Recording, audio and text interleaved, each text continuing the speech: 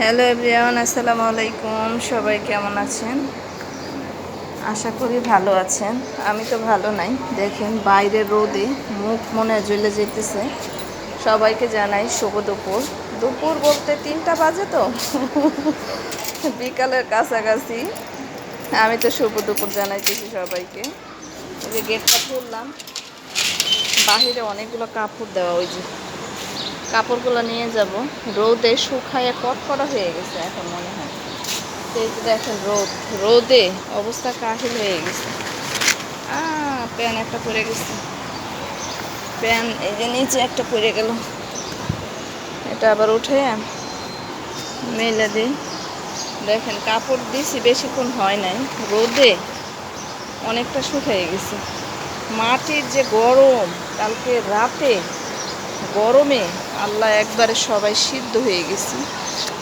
তো এই তো দোয়া করবেন, সবার জন্য সুখবর আছে।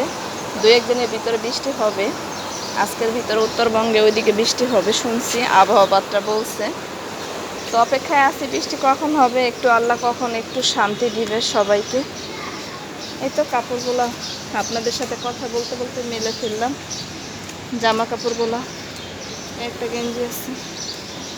এই গরমে কিছু খাইতেও ভালো লাগে না, আর হয়েছে কিছু করতেও ভালো লাগে না, সত্যি কথা যেটা।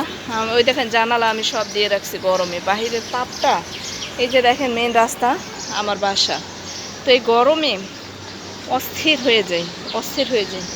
তুলসী পাতা গাছের এই যে বিচিগুলো পেকে গেছে, বিচিগুলো আবার অন্য জায়গায় রোপণ করে দিব।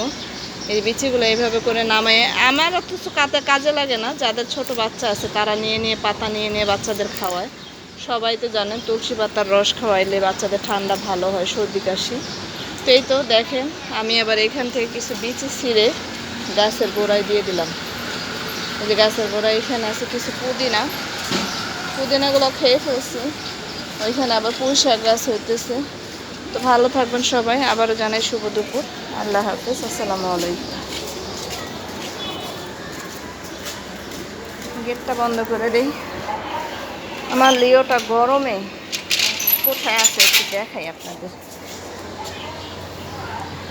ওই যে দেখেন, ওই যে আমি গাড়ির নিচে, ওই যে শুয়ে আছে। গাড়ির নিচে ঠান্ডা তো, ওই জন্য গাড়ির নিচে, যে গাড়ির নিচে শুয়ে আছে। গরম, প্রচুর গরম। মানুষের গরম তো পশু পাখির তো গরম থাকবে, তাই না? তো আল্লাহ হাফেজ।